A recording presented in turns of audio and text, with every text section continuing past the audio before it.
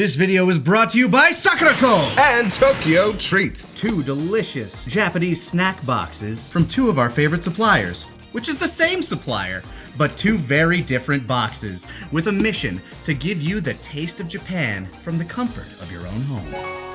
We have Moonlit Sakura, and from Tokyo Treat, Sakura Starlight Snack Fest. Oh hey, you actually read right to left, like in a manga. I don't read. So one of the cool things about the Sakurako, like the Tokyo Treats and their Sakurako boxes, is that with the Tokyo Treat stuff, you're gonna get things like Kit Kat, Banana Caramel, which by the way, very much looking forward to this. But these are gonna be stuff like you'll find in Japanese grocery stores, stuff that's like, you know, a little bit more widely available all throughout Japan. But with those boxes, you get a lot of very highly curated snacks, very seasonal things, and very limited time, things you're not really going to find outside of Japan. Yeah, because they're actually made by smaller stores who work very closely with Sakurako. Starting off here, Sakura Cream Gaufrete. Adorable little flowers on here. I love this. I like it. Really tasty, really crunchy, really refreshing. I had to try these. They're staring at me. They're screaming at me. Why in America do we not get cool Kit Kat flavors? Hi, Tyler. Want a Kit Kat? Yeah, thank you. Go for it. Oh, banana flavors. Kickin'. And here we have some Ichigo roll. Ooh. It's so simple. It's so delicate. It's so nice. Oh.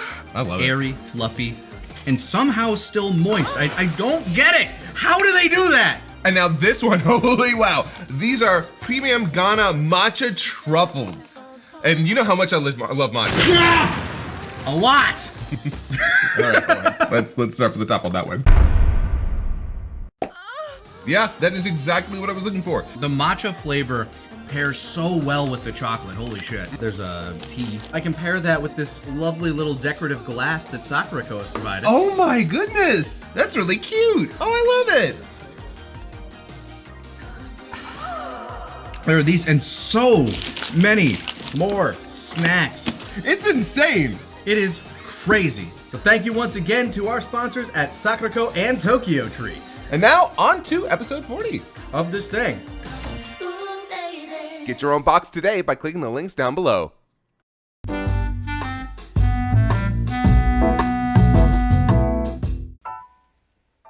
Episode 40. Vegeta just got his shit all the way slapped. Yep, just wrecked. And we're about to enter what is essentially like for Dragon Ball, kind of a falling action period. Like we were building up to the semi-climax of the androids showing up, and now people are going to go their separate ways and start their little training arcs and get introduced to some mysteries. I mean, we still have a little bit, but not really, but a little bit. Although this does have some of my favorite lines between the androids and the other characters. I also, this is where in the like abridged production, we actually established that there is some like little flirtatious attraction between Krillin and 18. Something that the manga and the show don't really do. Like, not a ton. Not really. Like it's in that it's just the kiss, and then Krillin's all of a sudden just like, my heart for thee. Yeah. Whereas in this, it's like we point out that she finds his diminutive nature, but his like bravery a little bit kind of cute, and that he's funny. I really like. I am kind of glad though that we started to push that a little bit. Like, I never wanted this to be like fanfic. I'm not trying to improve on the original by any means, but there were opportunities where I'm like, you know what? If it's gonna happen, let's have fun with it. Let's lay some groundwork early. Let's really... and any improvement that is made is with decades of hindsight. Yeah, because let's not. We had a big advantage in that they had already finished the whole damn show before we got into this. Yeah, so there were things that we could see earlier that Toriyama probably either was not thinking about or just didn't care all that much about. Yeah, it's hard to say whether or not he was even, you know, because I know infamously he was bombarded by his editor to be like, hey, you need to change this villain. You need to change this villain. What is going on here? So even right now, Cell might kind of be in the picture and coming up, but it's far from his final form. Oh God. But for better and for worse, Toriyama was beholden to his editors, and that is all over this saga, especially. Like, even though this is my favorite Dragon Ball saga, bar none. Yeah, it's not my favorite. You know, for me, it's like number 4 on my list, but there's a lot of cool parts in this. Like, a lot of cool moving parts, a lot of great moments. Like, holy wow, a lot of great moments. All right, well, let's start getting to them with episode 40. The following is a non-profit Fan-based fan-based parody. Dragon Ball Z, and Dragon Ball GT are all owned by Funimation, Toei Animation, Fuji TV, and Akira Toriyama. Please support the official release. And we're stopping at the intro again. Yep. And sorry, I just wanted to point out, it's always really funny, like, who says Akira Toriyama and Akira Toriyama. I think a few of mine swap back and forth. Like, I think some of my characters say Akira and some of them say Akira. And possibly.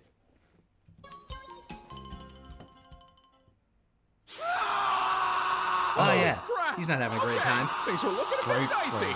But okay, Trunks can handle this. I mean, that sword cut Frieza in half. Oh, no. Hey, Bright Eyes!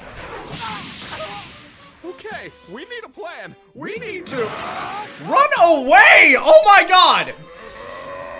What did I tell them? Oh. So if you can explain to me in one sentence why you thought this was a good idea, I might just let you go.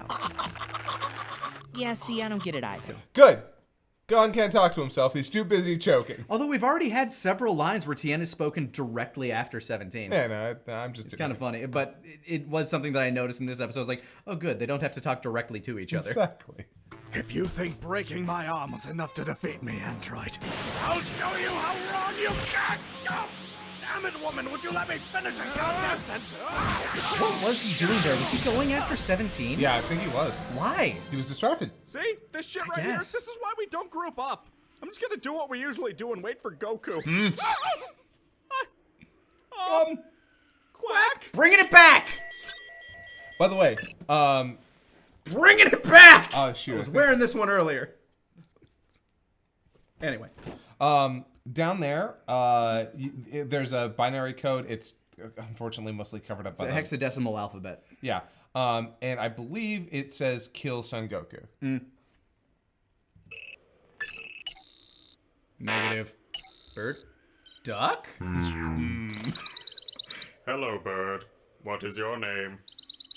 Toriyama. I would love to see your dinosaur. Oh. It does what? Cooler's Revenge! Yes. And again, if people haven't seen the Cooler's Revenge commentary, go check that out. It's a lot of fun. But the quick explanation is, in Chala Head Chala, like there's a line about a dinosaur. Getting a bird and teaching a dinosaur to ride a ball. Yeah. Well, no. It's about a dinosaur being found in the ice, being brought out of the ice, and then learning how to ride a ball.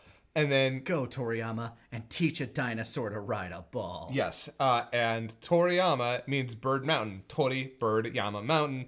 So the bird is named Toriyama, has a dinosaur, and it rides a ball. It knows how to ride a ball. This mountain bird has a dinosaur that can ride a ball. And now you can laugh. Yes, laugh, please. Please laugh.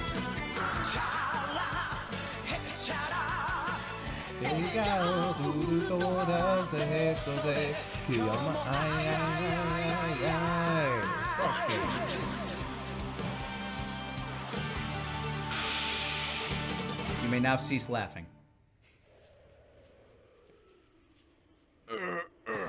Hey, you okay down there? Another bit of why Nail Well, works both so the fucking Saiyans well. are down. One of the bald guys is getting choked out, and the other one is quacking. quacking. all right, I've got this. No, you don't. You want to bet? Not really.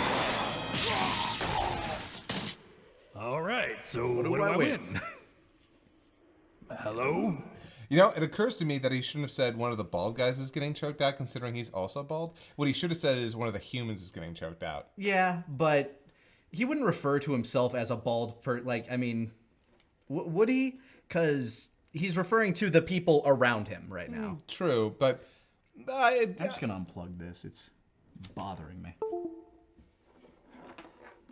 There goes the mouse. It Bye, will no longer mouse. show up. Element of surprise! oh, Why do I yell things? Hey, so who's got 2 broken arms and is a total bitch? You Stupid bint. You only broke one of my arms. by the way, we came up with bint because we were trying to find another insult that wasn't one we'd already used. So I just said like old bint. Bint. Yeah. I don't even know the source of that insult, but it's a fun word. Huh, that's cool. He can turn off the blonde. Yeah, and unlike you, he doesn't need a bottle. You're just mad because I wore it better. Okay, I don't know why we decided to make him a natural blonde. I think part of it was because one of their hair is black and one of them is blonde. Could be like recessive, obviously, but I don't know why we wrote it that way, but I love the idea that he decided to like dye his hair black because he thought it looked better. Yep, it does. If by wore it better, you mean people kept mistaking you for me? I'm sorry, does that make me girlish or you Their mad? bickering is so good. That's hilarious. You talk like he fights. Why do I do things? Okay, now listen. I believe that if we were to come to blows, I would, come up short. No pun intended. He's funny. Roll it back, pint size. We're not gonna fight you. You're about as threatening as a cocker spaniel. You bring up a fantastic point. So I shall continue to stand here and do nothing. Sounds good. We're gonna go kill Goku. Damn it, you can't kill Goku! Yeah, pretty sure we can. Okay, but you shouldn't! He makes a fair point, but I insist we still kill Son Goku on the grounds that I want to. I love that. the man, droid. Hands are tied. If that's your answer, then I will be forced to stop you! That's cute. You're cute. Have fun living to not fight another day. The hell was that? You got a thing for dwarves now? What if I do? Societal definitions of beauty are BS anyway. True. Look, if this is about pissing off mom and dad, you could just date a black guy. Oh my god. Oh, right, they're dead. Oh my god. Okay, I have to address this Yeah? because you have no idea how many people confused that line. Wait, like as instead of it being the implication that their parents are dead, which is the implication of the line. So some people took that as black people are dead? Yes! Which, I mean, okay, yeah, Dragon Ball does not have a lot of black characters, and its track record with them isn't exactly the best. Not really. But, like, I blew my mind. There were some people who didn't understand what that line meant. And yeah, no, their parents are dead. That's the whole implication there. It's like, oh, you can't piss off our conservative parents. They're already dead. Yeah. But yeah, that was the whole joke. Wow. Oh man, I gotta tell everybody! But first, Dr. Senzu Bean. Huh? What the hell happened? I had like 15 of these. Oh, well, should be enough. Man, they are not gonna believe this. I don't believe you. I can't believe you. I don't care. Dang it. Dang. What about you, Vegeta? See? He believes me, and he's jealous. Damn it, not again, Trunks. Huh? Just give it up. Yeah. Mom Just said let that him he be. was stubborn, but this is just asinine. Yeah, but at least he's not trying to kill us all again. He tried to what? Jesus, future Bulma, what the shit? Not to belabor a point, but we just got crushed. They were way stronger than any of us could have prepared for. Yeah, and somehow they're even stronger than in my time. Are you kidding? Jesus, future Trunks, what the shit? Fantastic, so even with 2 Super Saiyans. We're all just the north side of useless. Well, if Super Saiyans won't cut it, then maybe what we need is a Super Namekian? Huh? Too bad those don't exist, huh? Hey, Piccolo, right? Super Namekian! Oh, my other me, shut up! I do like, oh, my other me. You can all kiss the greenest part of my ass. I love this one. There are greener parts of his ass. Wait, where's You he don't going? know. Looks like he's flying up to Kami's. Or whatever else is in that direction. Could be a lot of things. Wait, so I'm confused. Is it Kame House or Kami House? No, listen. Kame House is the place with the turtle. Okay, I wrote that line, and I'm really proud of it. I actually, not to call out, I did get pushback on that one. You did. Yeah, and I still love it because I feel like there are a lot of people who still get them mixed up and say Kami House and not Yeah. Kame House. Like I definitely got it. I'm like, that's one of those jokes where it's like, I I get it, and I know we're just like ending a scene here, and ultimately I'm like, we don't really have anything better. So oh, good. I'm glad that's why. That's what all of our jokes are. that is how our entire script works. That's there. We don't got anything better. That's literally how we end most of the scenes when writing. It's like, oh, what do you think of this one? That's funny. We don't got anything better. Let's move on. Oh. So, gonna tell me what that was all about? Look, you might be getting a new roommate. Do I have to move the pool table? When did you get a... I almost fell for that. Fell for what? What the... Huh? Hi, Mom! Oh, Bulma! If it isn't my beautiful daughter and my even more beautiful grandson! So that's also Amber. Amber doing a fantastic job at this character. Yes. Oh my god. She's just great. Like, I don't think I've heard anything that she's done where I'm like, yeah, she could have been better. No, she's always like next to flawless. Yeah, Amber's so good. Oh, and Gohan! Long time no see. What? And, I'm not sure I'm familiar. I am Yajirobe, and I am here for your pantry. I see. Honey, we have a food stamper. Tell him I have a gun because I pay taxes. Challenge accepted. So Gohan, would you like to come in for some cake and tea? And those little hard candies no one ever actually eats? No, I kind of have to go make sure my dad's not dead. Okay, well, you have fun. Hey, Mom, why do you never seem to age? Your father won't let me. That is the start of one of the darkest, weirdest jokes that has to do with Dr. Brief. We just made him a monster. Yep. Just because it's funny. Yep. Hey, Piccolo, have you seen Yajirobe? Has it called or texted? I also like this running bit, too. Damn it. Hey, Mr. Popo. Hello, young Kami! Ah, hello, Piccolo. Good to see you again. Cut the crap, Kami. You know what I'm here for. Here comes another Well, talk. that didn't last long. All these squares make a circle. All these squares make a circle. All these squares Okay, make what's a up with circle. him? Don't mind him. He just got through dropping a gallon of LSD. A gallon? A literal gallon. Out of a milk jug. I don't even know where he got it from. He never leaves the... Kami, I need you to tell me that I can leave the lookout if I want to. Mr. Popo, you may leave the lookout if... Bitch, don't tell me what to do! All these squares make a circle. So Taka threw out that phrase in the scripting session, and it was just kind of like a one-off thing. Like, all these squares make a circle. But then I just started saying it over and over and over again. It's like, yeah, we'll stick with that. Yeah.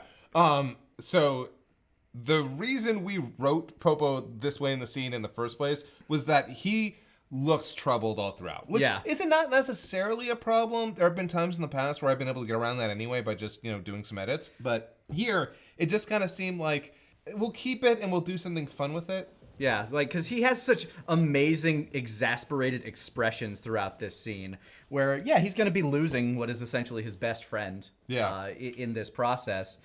But the way we wrote Popo, it's like, he wouldn't really acknowledge it the way the show does. So let's make him high off his balls. Although we do show him acknowledge it in different ways later. Yeah. Ways that are subtle that I think some people didn't catch that I'm really excited to talk about. Well, it's subtle at first until it's very blunt. But kind of, yeah. But quite. As you were saying, I'm here for your body. Could at least take him out to dinner first. First, we don't eat. Second, shut up. And what makes you think that I'm just going to give it up that easy? Because if you were half the guardian of this dirtball that you should be, then you'd know that we don't have any time to wait. I'm just listening to myself in the background and remembering I just stood in that booth and for 5 minutes straight said that same line. All these squares make a circle. And all these squares make a circle. And you can hear me change my tonation sometimes. All these squares make a circle. All these squares make a circle.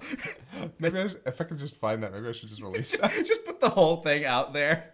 Because goddamn, that was a staple at our convention panels for some time. Where it's just like I just start saying it, and a room of like upwards of 1,000 people would just start chanting it back to me. All these squares make a circle. All these squares make a circle. God, that changes a man standing in front of a group of people and getting them all to say the same things over and over again. Oh my God, like that is a weird experience. Drink the Kool-Aid! It is true. A great evil has risen.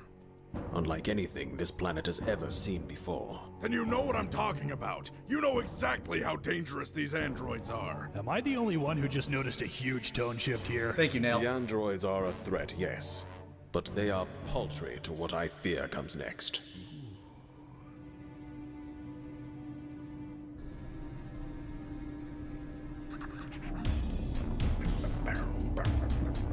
Faulkner music, even. His Cell stuff was on point. It's not done. Well, that's fucking ominous. There you go. Yeah. So, I guess also just address this up front. I know a lot of people know that I don't like Faulkner's music, just in general. Not that I don't think he didn't make any good tracks, or rather his team, because there was actually a lot of people. His Cell stuff was on point. Yeah. I'll stand by that. Faulkner actually had a team of people. And some of your favorite stuff is actually not even by Faulkner. And I feel like that's kind of worth pointing out, because a lot of people just say, oh, Bruce Faulkner's score, when... Yeah, no, again, whole team. I think he started out doing it by himself, but he branched out pretty quickly after the Frieza saga was over.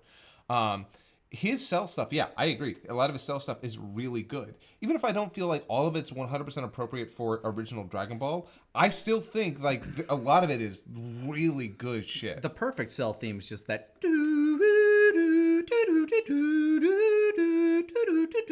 I love that. Yeah, and that's what we see some of that here. But yeah, so I just wanted to point that out here because a lot of people like have pointed out, wow, this was so good, even Scott used it. Yeah, and this is another case of us like ending an episode on a more dramatic note than a funny note. I mean, we throw in the Popo line there at the end for the laugh, but it's something that we'd embrace a lot more this season.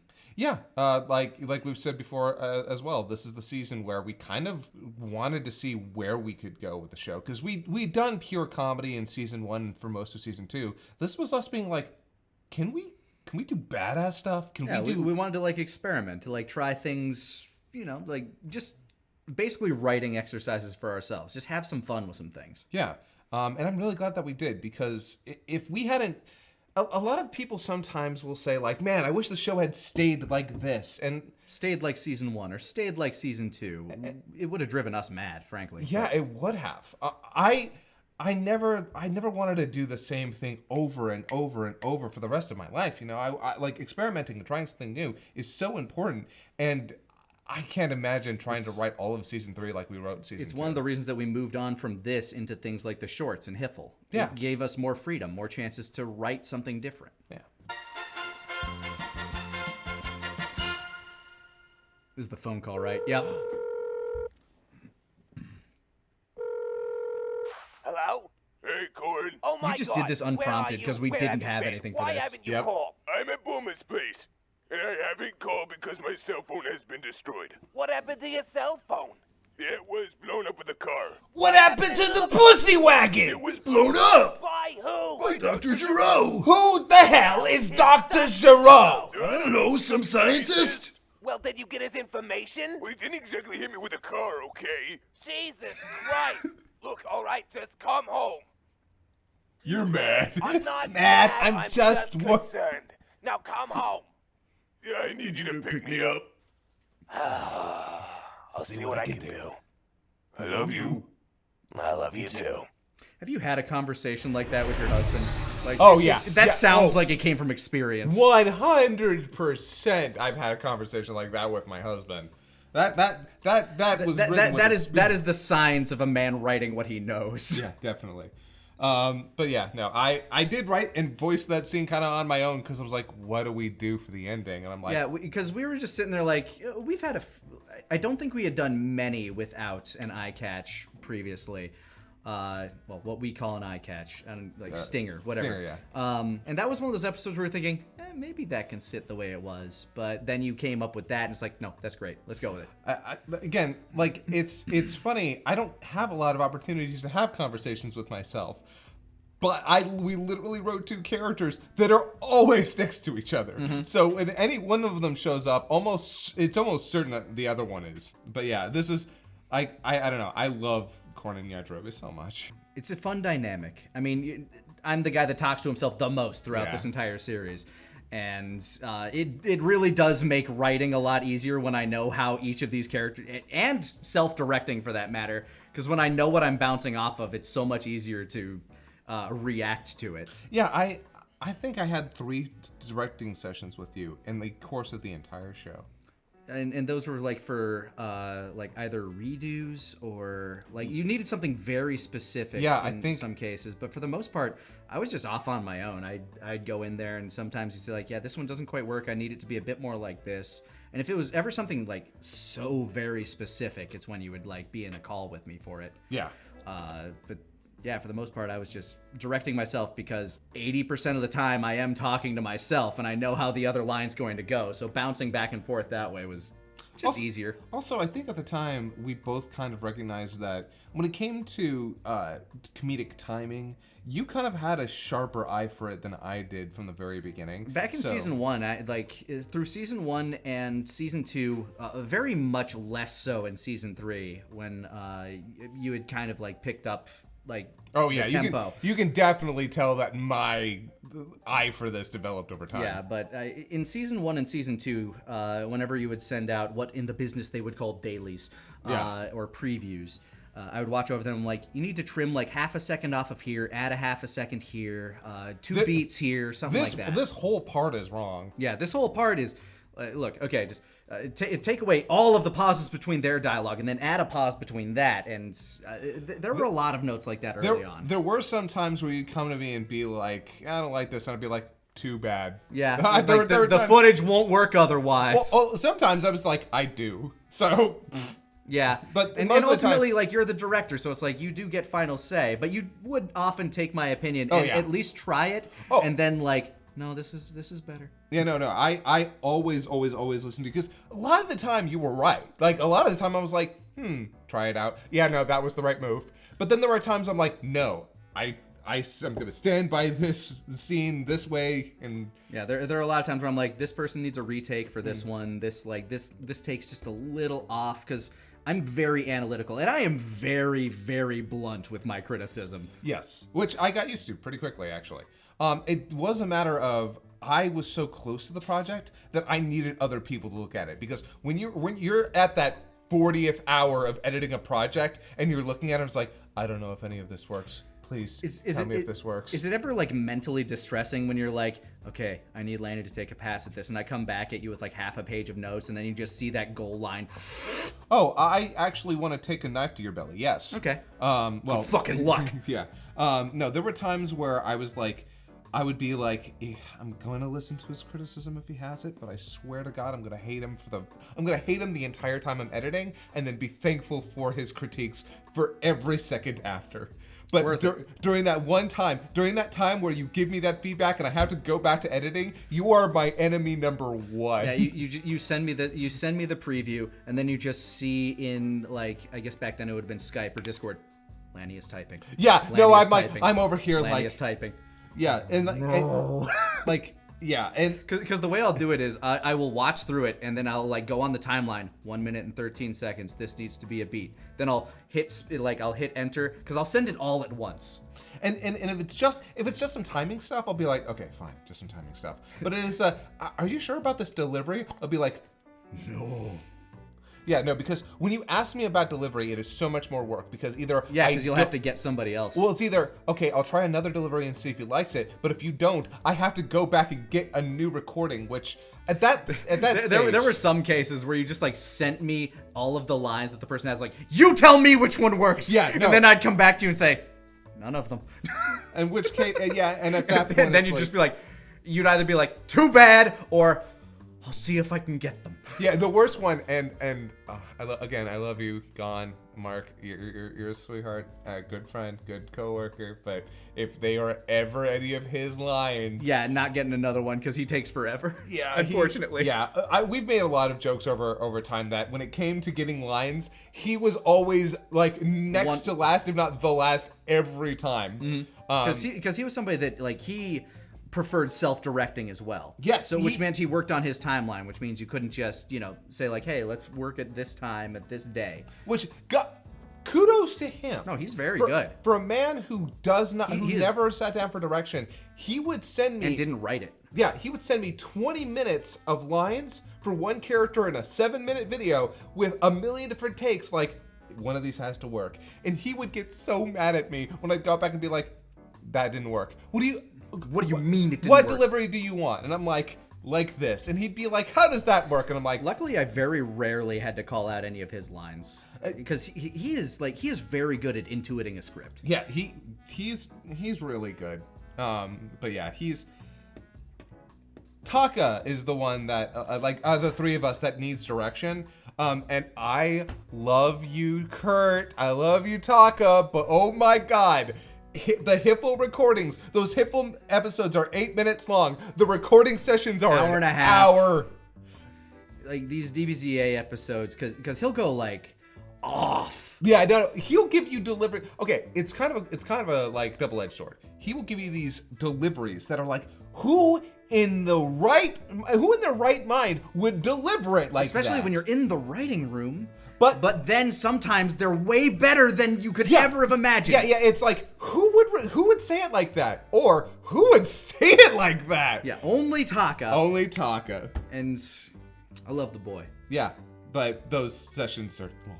They are very. Speaking of long, you know what's also long? This outro. This outro has been maybe about a third of this episode. But hey, I hope you enjoyed it. I hope you like this look behind the curtain, because I figure that's why you're coming here. I don't know why else you're here.